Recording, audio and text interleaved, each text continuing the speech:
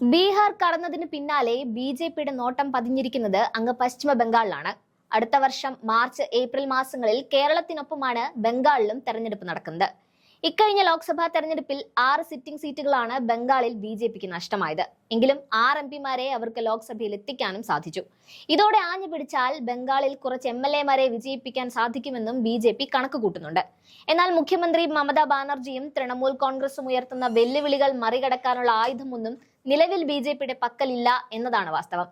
ഇതോടെ ചില കുറുക്കുവഴികൾ ബി.ജെ.പി തേടുന്നുണ്ട്. എന്നാൽ ആ വഴികൾ അടയ്ക്കുകയാണ് മമതാ ബാനർജി ചെയ്യുന്നത്. അത് സെക്രട്ടേറിയറ്റിൽ ഇരുന്നുള്ള നിഴൽ യുദ്ധമല്ല, മറിച്ച് ജനങ്ങളിലേക്ക് ഇറങ്ങിച്ചെന്ന് മോദിയെയും അമിത്ഷായെയും ആക്രമിക്കുകയാണ് മമതാ ബാനർജി ചെയ്യുന്നത്. നിലവിൽ കേന്ദ്രാവിഷ്കൃത പദ്ധതിയായ ദേശീയ ഗ്രാമീണ തൊഴിലുറപ്പ് പദ്ധതിയിലെ 100 ദിന തൊഴിലുമായി ബന്ധപ്പെട്ട നിബന്ധനകളിൽ കേന്ദ്ര സർക്കാരുമായി ശക്തമായ വാക്കേറ്റമാണ് TMCയും മമതയും നടത്തുന്നത്. തർക്കം തുടരുന്ന പശ്ചിമ ബംഗാൾ സർക്കാർ ബി.ജെ.പിയെ അവിടെ അനങ്ങാൻ പോലും സമ്മതിക്കാതെ വട്ടം പൂട്ടി കഴിഞ്ഞിരിക്കുകയാണ്. കൂച്ച് ബെഹാറിൽ നടന്ന പൊതുപരിപാടിയിൽ വെച്ച് കേന്ദ്ര സർക്കാർ വ്യവസ്ഥകൾ ഉൾപ്പെട്ട പേപ്പർ വലിച്ചു കീറിയാണ് മമതാ ബാനർജി പ്രതിഷേധം അറിയിച്ചത്. കേന്ദ്ര നിബന്ധനകൾ ബംഗാൾ അംഗീകരിക്കുന്നില്ലെന്നും സംസ്ഥാന സർക്കാർ ആവിഷ്കരിച്ച തൊഴിൽദാന പദ്ധതികൾ പഴയതുപോലെ തന്നെ തുടരുമെന്നും മമത യോഗത്തിന്റെ വേദിയിൽ പ്രഖ്യാപിച്ചു. ഈ പേപ്പർ 1 ലക്ഷം ആളുകൾ കൂടിയ വേദിയിലാണ് മമത പരസ്യമായി കീറിയെറിഞ്ഞത്. ചൊവ്വാഴ്ച കൂച്ച് ബെഹാറിലെ രശ്മേല മൈതാനത്ത് നടന്ന രാഷ്ട്രീയ യോഗത്തിൽ തുടക്കം മുതൽ തന്നെ ബി.ജെ.പിക്കും കേന്ദ്ര സർക്കാരിനുമെതിരെ മമതാ ബാനർജി രൂക്ഷ വിമർശനമാണ് നടത്തിയത്. കേന്ദ്ര സർക്കാരിന്റെ ജനാധിപത്യ വിരുദ്ധ ഫെഡറൽ ചട്ട ലംഘനങ്ങളെ തുറന്നു കാട്ടിയാണ് മമത സംസാരിച്ചത്. കഴിഞ്ഞ 4 വർഷമായി 100 ദിന ജോലിക്ക് പണം നൽകുന്നത് കേന്ദ്രം ഭരിക്കുന്ന ബി.ജെ.പി സർക്കാർ നിർത്തിവെച്ചിരിക്കുകയാണ്. അങ്ങനെ അവർ നിരവധി ഭവന പദ്ധതികൾ നിർത്തലാക്കിച്ചു.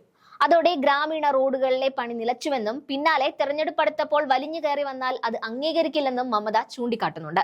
ബംഗാൾ സർക്കാർ ത്രൈമാസ തൊഴിൽ ബജറ്റ് കേന്ദ്ര സർക്കാരിനെ കാണിക്കേണ്ടി വരുമെന്ന് ചില വ്യവസ്ഥയിൽ ആവശ്യപ്പെടുന്നുണ്ട്. അതായത് 100 ദിന ജോലിയുടെ ത്രൈമാസ കണക്ക് നൽകണമെന്നാണ് കേന്ദ്ര സർക്കാർ ബംഗാളിലെ തൊഴിൽ വകുപ്പിനെ അറിയിച്ചിരിക്കുന്നത്.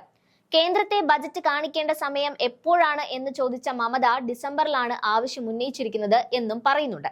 ഫെബ്രുവരിയിലാണ് ബംഗാളിൽ തെരഞ്ഞെടുപ്പ് പ്രഖ്യാപിക്കുന്നത്. അതിനു പുറമെ ഒരു ഗ്രാമസഭയിൽ 10 പേർക്ക് മാത്രമേ ജോലി ലഭിക്കൂ എന്നാണ് കേന്ദ്രം മുന്നോട്ട് വെച്ച നിബന്ധന.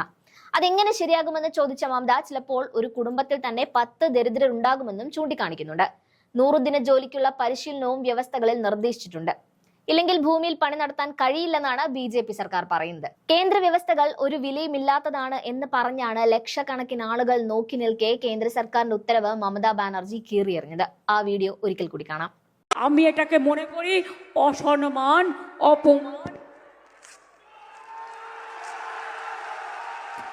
আমি বলি, তোমার এই কাগজটা দেখছো না, এই কাগজটার কোনো ভ্যালু নেই, এটা ভ্যালুলেস। আবার আমরা ক্ষমতায় আসব, কর্মশ্রী 75 দিন এবারে কাজ হয়েছে, 70 দিন হয়ে গেছে, আরো 75 থেকে 80 দিন করব, আর 100 দিনের কাজ বাংলায় করবে। তোমাদের ভিক্ষে আমরা চাই না।